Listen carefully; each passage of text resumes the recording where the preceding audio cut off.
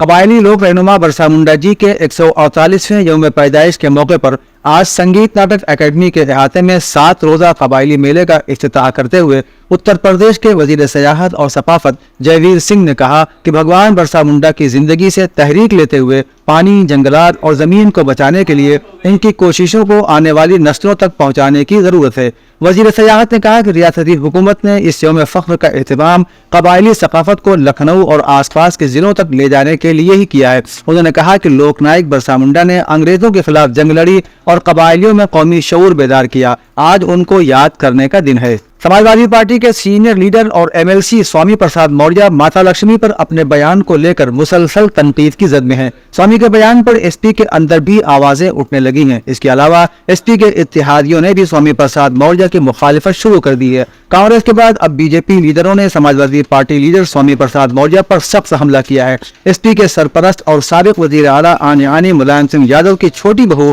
और BJP leader Aparna Yadav ने भी एसपी एमएलसी पर तनकीद की है। अपर्णा यादव ने कहा कि स्वामी प्रसाद मौर्य को माफी मांगनी चाहिए और मुनासिब तरीके से माफी मांगनी चाहिए। प्रोफेसर खान मोहम्मद आतिफ ने अपने एक अखबारी बयान में कहा कि ओआईसी और इस्लामी ममालिक के सरबराहों की मीटिंग ऐसे होती है कि गोया बच्चे अपने वालिद मोहतरम से टॉफी मांग रहे हों और वालिद मोहतरम उनको झिड़क कर कह रहे हो कि तुम्हारी शरारतों का यही इलाज है कि तुमको बेयारो मददगार छोड़ दिया जाए। आगे खान आतिफ ने कहा कि उन्हें इस तारीखी हकीकत को जानना चाहिए कि तुर्की खलीफा सलीम सोएम में दुनिया की सबसे बड़ी फौज रखने के बावजूद सुल्तान टीपू की दरख्वास्त पर अंग्रेजों की नाराजगी के खौफ से फौजी मदद देने से इनकार कर दिया और इस तरह गैरुल्लाह की रजा के चक्कर में अल्लाह को नाराज करके अल्लाह की अता करदा खिलाफत गंवा बैठा। आखिर में डॉक्टर आतिफ ने कहा कि रब्बे करीम की एक सिफत जब्बार और क़हार भी है। तुमको हुकूमत व अख्तियार देकर तुमको तमाम मुसलमानों का मुहाफिज बनाया था, जल्द ही इस मनसब से उतारे जाने वाले हो। हर साल की तरह इन साल भी सुन्नी इंटर कॉलेज लखनऊ की जानिब से आज 15 नवंबर को सुबह 10 बजे लखनऊ के चौक स्टेडियम में एक रोजा सालाना फेस्टिवल प्रोग्राम का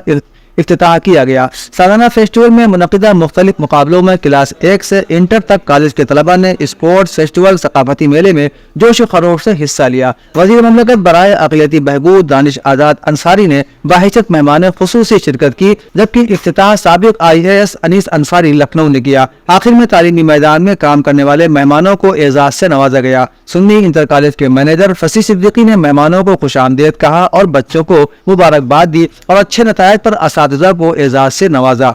उत्तर प्रदेश वक्फ विकास निगम लिमिटेड के डायरेक्टर शफात हुसैन ने इलाहाबाद में बालगृह में मुनक़िद अतफाल मेले के इफ्तिताही प्रोग्राम को खिताब करते हुए कहा कि बच्चों की परवरिश निहायत ही तवज्जो तलब मामला है। अक्सर वालिदैन बच्चों की तरबियत में कई ऐसी आदात को अपना लेते हैं कि जो बच्चों की शख्सियत को तबाह करने का सबब बनती हैं और वालिदैन या सरपरस्त को इसका इल्म भी नहीं हो पाता। उन्होंने कहा कि बालगृह में परवरिश पा रहे बच्चों पर मजीद ध्यान देने की जरूरत है, क्योंकि उनके सब कुछ बालगृह कमेटी के अरकान ही हैं। मिस्टर शफात ने कहा कि इन बच्चों को इस तरह से निखारा और तराशा जाए कि ये आने वाले दिनों में पढ़ लिख कर मुल्क की खिदमत करने वाले बन सकें। औदनामा के जहानुमा सफ़े के मुताबिक इसराइली फोर्सेज गजा के सबसे बड़े अस्पताल अशिफा में दाखिल हो गई है और अस्पताल के बेसमेंट में तलाशी ले रही है, जिससे मरीजों, तिब्बी अमले और पनाह लेने वाले अफराद में खौफ व हरास पैदा हो गया है। अस्पताल में हजारों मरीज और आम शहरी पनाह लिए हुए हैं। डॉक्टरों का कहना है कि अब कुछ भी हो जाए हम अशिफा अस्पताल नहीं छोड़ेंगे, हम मरीजों के साथ हैं, हम मर गए तो जन्नत में मिलेंगे। एक ऐनी शाहिद ने बताया कि अस्पताल के अंदर 6 इसराइली फौज के टैंक और 100 से ज्यादा इसराइली फौजी देखे हैं। इसराइली फोर्सेज का दावा है कि अस्पताल के नीचे हमास का खुफिया ठिकाना है, लेकिन हमास ने अस्पताल को कमांड सेंटर के तौर पर इस्तेमाल करने की तरदीद करते हुए कहा है कि अशिफा अस्पताल पर हमला इसराइली फोर्सेज की नाकामी को साबित करता है।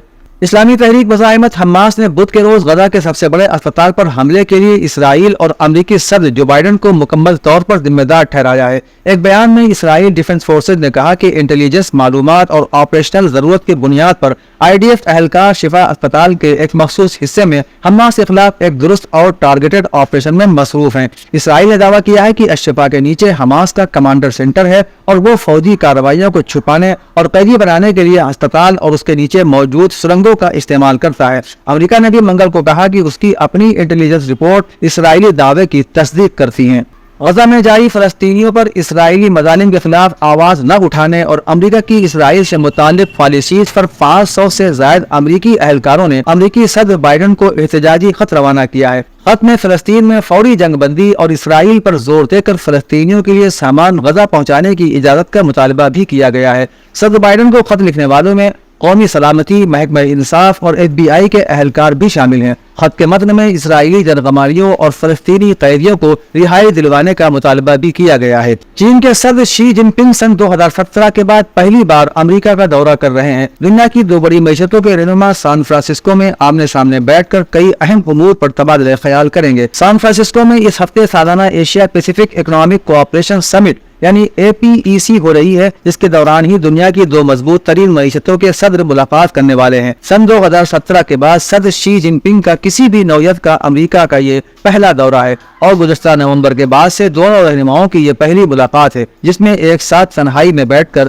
بات چیت ہوگی۔ پاکستان کے اسلام آباد ہائی کورٹ نے سائفر کیس میں چیئرمین PTI کا جیل ٹرائل روکنے کا تحریری حکم نامہ جاری کر دیا ہے، جس میں کہا گیا ہے کہ بادی النظر میں چیئرمین PTI کے جیل ٹرائل کو اوپن ٹرائل نہیں کہا جا سکتا۔ جیل ٹرائل کے لیے پیشگی شرائط پوری کرنے کی کوئی دستاویز ریکارڈ پر نہیں لائی گئی۔ ایسی کوئی دستاویز اگر ہے تو آئندہ سماعت کے موقع پر عدالت میں پیش کی جائے۔ عدالت کا کہنا تھا کہ انصاف پر مبنی فیصلے کے لیے مطلوبہ دستاویز ریکارڈ پر لانا ضروری ہے۔ دستاویز کی روشنی میں اپیل کنندہ کے بنیادی حقوق متاثر کرنے کے قانونی نقطے پر بھی فیصلہ کرنا ہے۔ عدالت سائفر کیس کے ٹرائل پر آئندہ سماعت تک حکم امتناع یعنی اسٹے آرڈر جاری کرتی ہے۔